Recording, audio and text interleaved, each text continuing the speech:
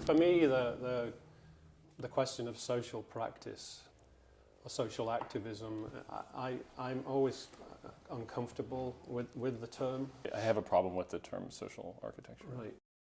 My generation definitely does not take social engagement as a given. This question, which is like, how does the current framework or practice model work or not work? I mean, I would say it's a fundamentally broken model. Right. I think architectural practice, I would challenge anyone who says it's really a functioning business model. Right. So we're configured as a nonprofit, and I don't always say that, although it's on our website, because, but I think, there's a number of reasons for that. But one reason is it provides us a certain amount of agency to acquire both philanthropic and grant-making dollars to deploy in a way that we see fit. But the other thing I really like about being a nonprofit is that we have a board of directors. Right? So there is an additional layer of integrity check in the decision-making power of the organization. I think the not-for-profit piece of the puzzle is really important, of course. But I think having the kind of the safety net of the institution, of course, doesn't do any harm at all. Right? Rural Studio is it's essentially a studio of the School of Architecture at Auburn University. Yeah. So it technically shouldn't have a great deal of resources, but it actually has an extraordinary number of resources from the institution. And what I think we're kind of starting to understand it as being is actually an extension of the university's role in the state. Our work is in a 25-mile radius. I have extraordinary easy access to a plethora of local community leaders. And we actually generally have trusted the democratically elected leaders more than we have anybody else, frankly. A lot of the research we've been doing on urban markets in Africa was really driven by a frustration with the ways in which cities in the global south were being represented elsewhere. So it was fundamentally kind of an issue of representation. Like, how do we draw these spaces and how do we talk about these spaces, right? And unfortunately, we have a discipline that has a long history, deeply problematic history of that type of engagement. We've worked in many contexts all over the world, and we've asked this question, how can we immerse ourselves as deeply as possible to kind of figure out the questions we may not have known to ask? And I would say it's structurally really hard to do this work. Right? It takes an enormous amount of time. Which means an enormous amount of money. Yeah. And it's uncomfortable, it's awkward. And I see those as a structural problem, right? That I think we have to talk about as a structural problem. Right?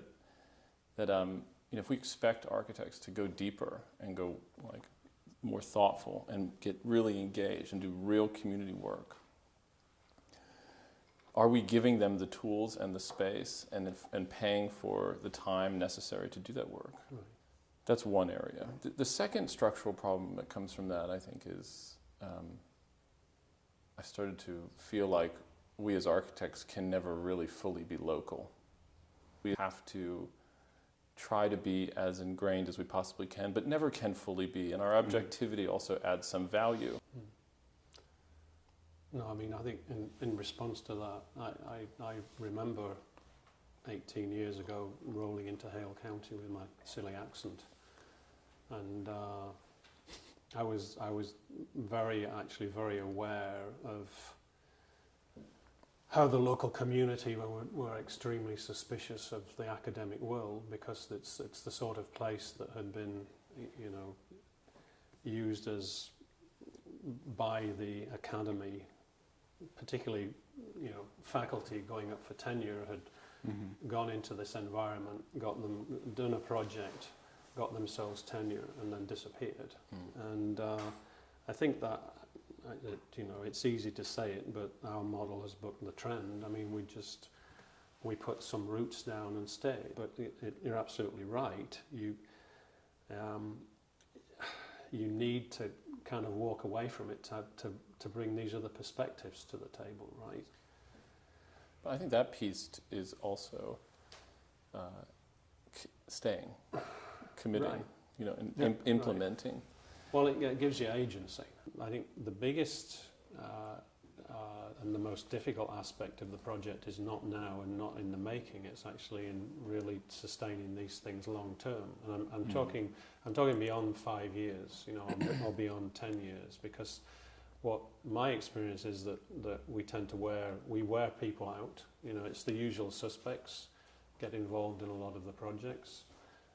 When they run out of energy, the project tends to run out of energy. But there's also, I mean, it's always shocking. You know, I come to a place like Harvard, $33 billion corporation, and I'm thinking about the $15,000 that it would take every year to run Newburn Library, right? And I know that my local folks are bake-saled out. There's only so many cakes they can sell to each other, right? It's pretty easy to argue that buildings can't really solve complex social issues, right?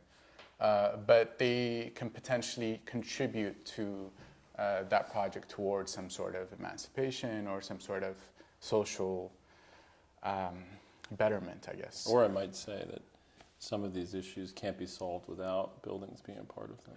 That's true, but I'm just saying, like, I think the problem is, for example, people always bring up projects like Pruitt-Igoe, right? And they blame it on the design of Pruitt-Igoe, Right. where the failure of that project was really the maintenance of the project Sure. and the social-political context that produced that project, right? Right. So I think our responsibility is not just in designing physical objects, but it's also in beginning to potentially imagine a larger network around that object that can potentially sustain it, fund it, but also, I don't know, promote it to like a wider audience, you know?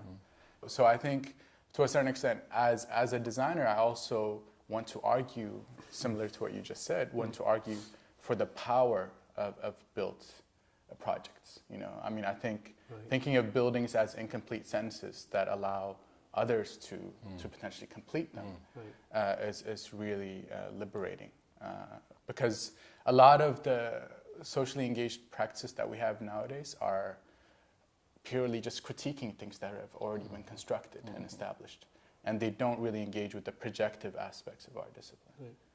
I struggle with putting affordable with design, you know, because at the end of the day, what we're all doing is you know, has some value. It has so I always struggle with this conversation about affordable design, because ultimately we have. I mean, let's delight in the fact that it has value, that it you know, should have some greater cost, right?